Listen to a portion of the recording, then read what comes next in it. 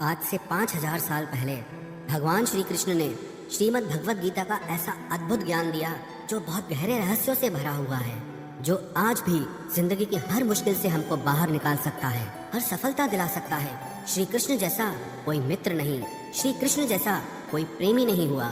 श्री कृष्ण का चरित्र इतना दिव्य और अद्भुत है जिसके बारे में विचार करके आज भी लोग चकरा जाते हैं। आज हम उन्हीं श्री कृष्ण के जीवन और ज्ञान से 11 चीजें सीखेंगे जो हमारी जिंदगी को पूरी तरह बदल सकते हैं। इसीलिए इन बातों को समझने के लिए आपको अंत तक इसे पूरा सुनना चाहिए।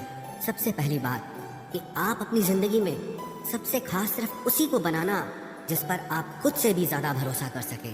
अगर आप किसी ऐसे व्यक्ति को अपना सब कुछ मान लेते हैं जिस पे आप भरोसा नहीं कर सकते, तो विश्वास रखना उससे आपको बहुत दुख पहुंचेगा।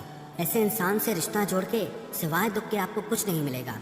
लेकिन अगर आपने अपनी जिंदगी में किसी ऐसे इंसान को सब कुछ माना है जिस पे आप खुद से भी ज्यादा भरोसा करते हो, जो आपके भरोसे के निभाने के लायक हो, सिर्फ ऐसे ही इंसान को अपनी जिंदगी में सबसे खास जगह देनी चाहिए। जब महाभारत का युद्ध शुरू होने वाला था, तब दुर्योधन ने अपनी सेना के सभी योद्धाओं से पूछा कि आप लोग पांडवों की सेना को कितने दिन में समाप्त कर सकते हो। तो भीष्म पितामह ने कहा कि अगर श्री कृष्ण ना हो तो मैं सारी पांडव सेना को 1 महीने के अंदर समाप्त कर दूंगा। यही प्रश्न दुर्योधन ने द्रोणाचार्य से भी किया, कर्ण से भी किया। सबने अपना अपना समय बताया और यही विषय पांडवों की सेना में भी चल रहा था कि आप कौरवों की सेना को कितने दिन में समाप्त कर सकते हो, जिसमें भीष्म, द्रोणाचार्य और कर्ण जैसे योद्धा बैठे हों। तो अर्जुन ने कहा कि मैं पूरी कौरव सेना को भीष्म पितामह, द्रोणाचार्य और कर्ण जितने भी पृथ्वी के योद्धा हैं, मैं उन सबको क्षण भर में हरा सकता हूँ, क्योंकि श्री कृष्ण मेरे साथ हैं। और अगर वो मेरे साथ हैं, विश्व के सारे योद्धा आ जाएं, देवी देवता क्यों ना आ जाएं, पर मैं सबको परास्त कर सकता हूँ अगर श्री कृष्ण मेरे साथ हैं तो। महाभारत का एक और भी प्रसंग है। एक दिन कौरवों ने छल से एक योजना बनाई और अभिमन्यु को सबने मिलकर के छल से मार दिया, और उसका कारण था जयद्रथ। जयद्रथ की वजह से उस तक सहायता नहीं पहुंच पाई। फिर जब अर्जुन को ये पता चला कि अभिमन्यु का वध जयद्रथ के कारण हुआ है, तो उसने प्रतिज्ञा कर ली कि कल सूर्यास्त तक मैं जयद्रथ का वध कर दूंगा, नहीं तो मैं अग्नि समाधि ले लूंगा। और दूसरे दिन कौरवों ने ऐसा चक्रव्यूह रचा कि जयद्रथ को असंख्य सैनिकों के पीछे जाके खड़ा कर दिया। तब श्री कृष्ण ने अर्जुन से पूछा कि तुमने जो प्रतिज्ञा की है क्या सोचकर की है? आज कौरवों ने जयद्रथ को सेना के बिल्कुल अंत में खड़ा कर दिया है, और आज शाम तक तुमको सारे योद्धाओं से लड़कर उस तक पहुंचना है। कैसे सच कर पाओगे अपनी प्रतिज्ञा को? तो अर्जुन भगवान के चरणों में गिरकर कहने लगा कि मैंने जो ये प्रतिज्ञा की है अपने भाइयों के बल पे नहीं की, भीम के बल पे नहीं की। मैंने ये जो प्रतिज्ञा की है अपने शस्त्रों के बल पे नहीं की है, अपनी शक्ति के बल पे नहीं की है। मैंने जो ये प्रतिज्ञा की है आपके बल पे की है। मुझे पूरा विश्वास है कि दुनिया की ऐसी कोई प्रतिज्ञा नहीं है जिसे आप सच नहीं कर सकते। अगर आप मेरे साथ हो तो सारे ब्रह्मांड की सेना सामने क्यों ना खड़ी हो, आप मेरी प्रतिज्ञा जरूर पूरी करेंगे। और उसकी वो प्रतिज्ञा श्री कृष्ण ने पूरी की भी। तो इन कथाओं से हमको ये शिक्षा मिलती है, जीवन में जिसे भी आप सब कुछ मानो वो उसके लायक होना चाहिए, वो इंसान वैसा होना भी चाहिए। हम भरोसा तो बहुत कर लेते हैं पर लोग उसके लायक नहीं निकलते। तो ये शिक्षा हमें अपनी जिंदगी में जरूर अपनानी चाहिए कि जिस पर भी हम भरोसा करें वो उस भरोसे के लायक जरूर होना चाहिए। श्री कृष्ण से दूसरी चीज हमें ये सीखनी चाहिए, मित्रता निभाना, दोस्ती निभाना। भले ही वो गांव में रहे पर उनका लालन पालन एक धनी परिवार में हुआ, लेकिन जो उनके मित्र थे वो बहुत गरीब थे।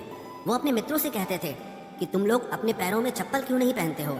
तो उन्होंने कहा, हे कृष्ण, हमारे पास चप्पल पहनने को है ही नहीं, तो हम पहनेंगे क्या? तो श्री कृष्ण ने भी उस दिन से चप्पल पहनना छोड़ दिया। जो जीवन मेरे मित्र जीते हैं वही जीवन मैं जीऊंगा। अगर कोई ऐसी चीज जिसे मेरे मित्र ले नहीं सकते, खा नहीं सकते, वो मैं भी नहीं खाऊंगा, वो मैं भी नहीं लूंगा। एक मित्र था भगवान कृष्ण का जिसका नाम था सुदामा। वो अयाची ब्राह्मण था, मतलब कि वो कभी किसी से मांगता नहीं था और उसकी वजह से उसको दान दक्षिणा मिलती भी नहीं थी। एक दिन उसकी पत्नी ने कहा कि श्री कृष्ण तो तुम्हारे मित्र हैं, सखा हैं, द्वारिका के राजा हैं, स्वर्ण की नगरी है उनकी, तुम उनसे जाके मदद क्यों नहीं मांगते? तो सुदामा बोला कि मैं अपने मित्र से कैसे मांग सकता हूँ, मैं तो कभी किसी से कुछ नहीं मांगता। तो उसकी पत्नी ने बोला, अपने लिए मत मांगो, अपने बच्चों के लिए तो मांगो। जब सुदामा यात्रा करके द्वारिका पहुंचा तो काफी दिन तक वहां पर रहा, और इतने दिन तक रहने के बाद भी वो श्री कृष्ण से अपने लिए कुछ मांग ही नहीं पाया। लेकिन श्री कृष्ण उसकी सारी स्थिति समझ गए। जब वो द्वारिका में रह रहा था, उन्होंने अपने लोग भेजकर उसके शहर में उसके लिए सुंदर महल तैयार करवा दिया। काफी दिन रहने के बाद जब सुदामा वापस गया तो वो बहुत खुश था कि मैं श्री कृष्ण से मिलकर आया हूँ, पर मन में दुख भी था कि मैं अपने लिए कुछ मांग ही न पाया। जब वो अपने घर पहुंचा तो देखा जहाँ उसका घर था वहाँ एक महल खड़ा हो गया है, दास दासियाँ खड़े हो गए हैं, और अपनी पत्नी को जब सोने के आभूषणों से ढका देखा तो वो हैरान हो गया। सुदामा कहने लगा कि ये सब आया कहाँ से? बोला, ये सब आपके मित्र श्री कृष्ण ने किया है। सुदामा ने कहा, मैंने तो कुछ मांगा भी नहीं। मित्र हो तो कृष्ण जैसा, जो बिना मांगे ही सब कुछ दे दे। तो दोस्ती निभाना सीखना है तो श्री कृष्ण से सीखना चाहिए। और आजकल के मित्र तो ऐसे हैं, अगर कोई कुछ मांग ले तो सारे दोस्त गायब हो जाते हैं। आप कभी किसी से मांग कर देखो, जो आपको दोस्त कहते हैं सब भाग खड़े होंगे। तो दोस्ती निभाना सीखना है तो कृष्ण से सीखना चाहिए। श्री कृष्ण से तीसरी बात ये सीखनी चाहिए, प्रेम निभाना। वैसे तो उनके प्रेम के बहुत उदाहरण हैं, पर एक उदाहरण से हम समझेंगे। श्री कृष्ण द्वारिका के राजा थे। उनसे शक्तिशाली उस समय पर कोई नहीं था, उनसे धनी उस समय पे कोई नहीं था, लेकिन उन्होंने फिर भी अर्जुन का रथ चलाया। वो घोड़ों को पानी पिलाते थे, घोड़ों की सफाई करते थे। आज की भाषा में कहा जाए तो ड्राइवर का काम हो गया। जब पांडवों ने यज्ञ किया था तो वहां पर उन्होंने सारे लोगों की जूठी पत्तलें उठाई थी।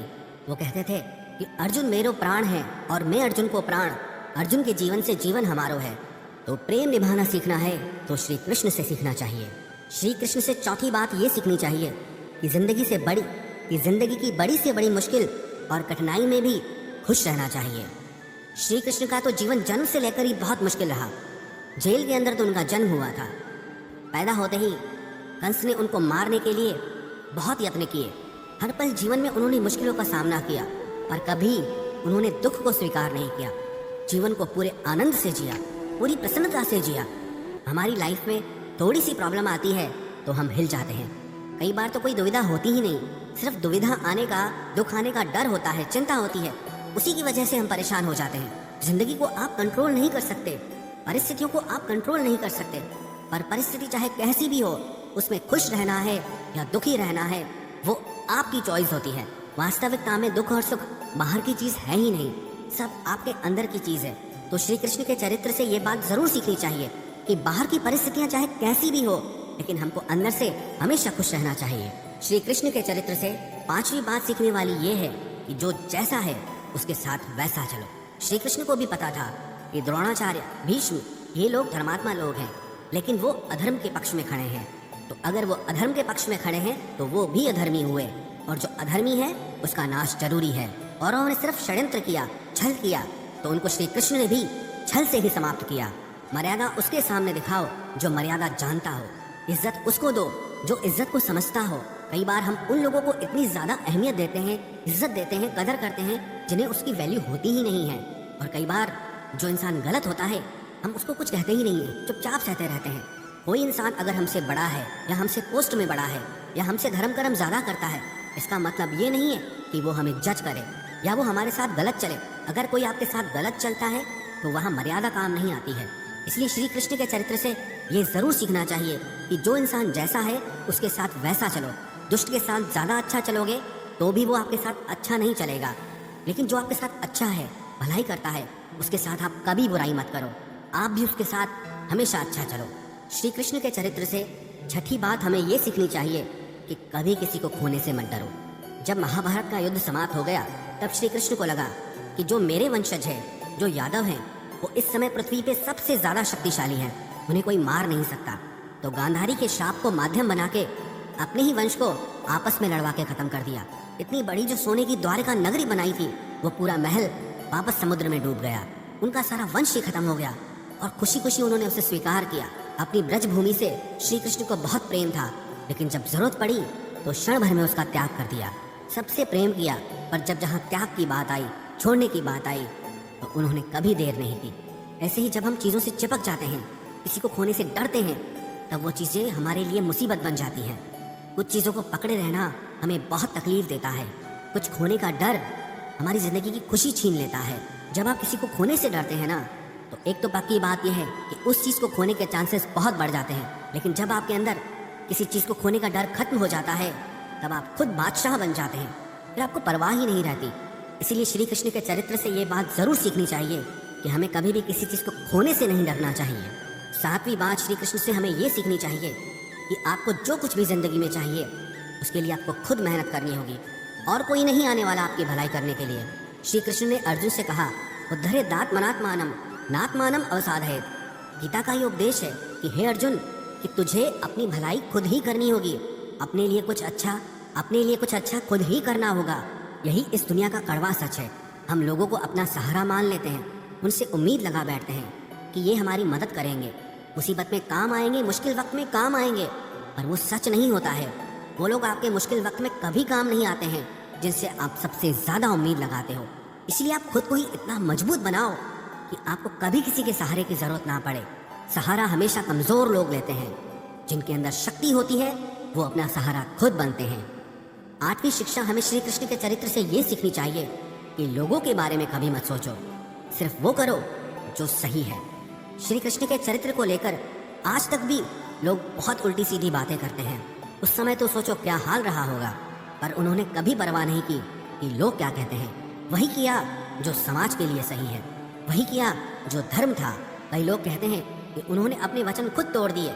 जहां उनके भक्तों की रक्षा की बात आई तो उन्होंने कहा मुझे मेरे वचन की कोई परवाह नहीं है। जहां धर्म की रक्षा करनी है, अधर्म को नष्ट करना है, वहां मेरा वचन कोई मायने नहीं रखता। परित्राणाय साधूनाम विनाशाय च दुष्कृताम, कि जो अच्छा इंसान है मैं उसकी रक्षा करूंगा और जो दुष्ट है उसका नाश होना बहुत जरूरी है। तो दुनिया चाहे जो भी कहे, आपको वही करना है जो आपके लिए सही है। आपको वही करना है जो आपके परिवार के लिए सही है। श्री कृष्ण के चरित्र से 9वीं शिक्षा हमें ये सीखनी चाहिए कि अगर झूठ बोलने से किसी का भला होता है, किसी की रक्षा होती है, तो वो झूठ पुण्य होता है, पाप नहीं। द्रोणाचार्य का वध एक झूठ की वजह से हुआ। जब उन्हें झूठी खबर पहुंचाई गई कि उनका पुत्र अश्वत्थामा मारा जा चुका है, तो उसके वियोग में उन्होंने अपने अस्त्र ही त्याग दिए, और जिसकी वजह से धृष्टद्युम्न ने अपनी तलवार से उनका गला काटकर उनकी मृत्यु कर दी। कई लोग कहते हैं हम तो सच कह देते हैं, फिर किसी को बुरा लगे तो लगे। अरे लोग सच कहते ही उसी टाइम है जब किसी को बुरा लगाना हो, वरना लोग हमेशा झूठ ही कहते हैं। दूसरों की झूठी तारीफें करते हैं। दूसरों को खुश करने के लिए लोग हमेशा झूठ ही बोलते हैं।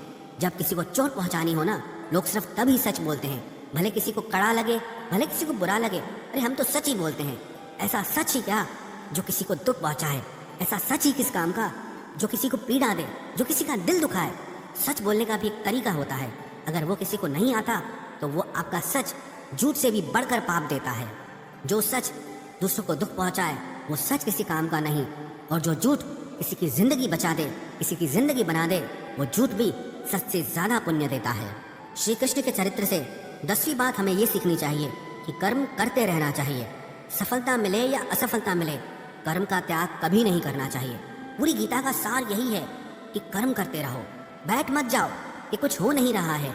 अधिकतर लोग जब जिंदगी में असफल हो जाते हैं तो कुछ करना ही छोड़ देते हैं। अगर आप कुछ करना ही छोड़ देंगे तो आपकी जिंदगी में कुछ भी नहीं बदलने वाला। आप अगर 10 बार हार कर भी फिर उठने की ताकत रखते हैं तो विश्वास रखना 11वीं बार में जीत आपकी ही होगी। तो अपनी असफलताओं से ना डरें, कर्म का त्याग ना करें, जीवन में हमेशा कर्म करते रहना चाहिए। और श्री कृष्ण की 11वीं बात जो सीखना बहुत जरूरी है कि जिंदगी को एक उत्सव की तरह जियो, सेलिब्रेट करना चाहिए। कभी भी सीरियस नहीं होना चाहिए लाइफ को लेकर। हमेशा श्री कृष्ण के मुख पे एक मुस्कान बनी रहती थी, हमेशा प्रसन्नता का भाव रहता था, चाहे बाहर कुछ भी हो रहा हो। इतना बड़ा महायुद्ध चल रहा है, वहाँ वो अपनी गीता का ज्ञान दे रहे हैं, तो बाहर क्या हो रहा है उससे हमारे भीतर कोई फर्क नहीं पड़ना चाहिए। कहते हैं ना, हम चाहे कितने भी बड़े हो जाएं, हमारे अंदर का बचपना कभी पीछे नहीं छूटना चाहिए। इसलिए लाइफ को लेकर ज्यादा सीरियस होने की जरूरत नहीं है। कुछ भी यहाँ वैसे भी परमानेंट नहीं है, कुछ भी आपके कंट्रोल में भी नहीं है। तो बेटर है कि आप अपनी मस्ती में जियो, अपने आनंद में जियो। बाकी जो होना है वो तो होता ही है, और जो नहीं होना है वो वैसे भी नहीं होगा। तो चिंता किस बात की करना? इसलिए चिंता का त्याग करके जीवन को आनंद से जीना चाहिए। जो भी व्यक्ति श्री कृष्ण के चरित्र की इन 11 बातों को अपनी जिंदगी में उतार देगा, विश्वास रखना वो जीवन की हर सफलता को हासिल करेगा।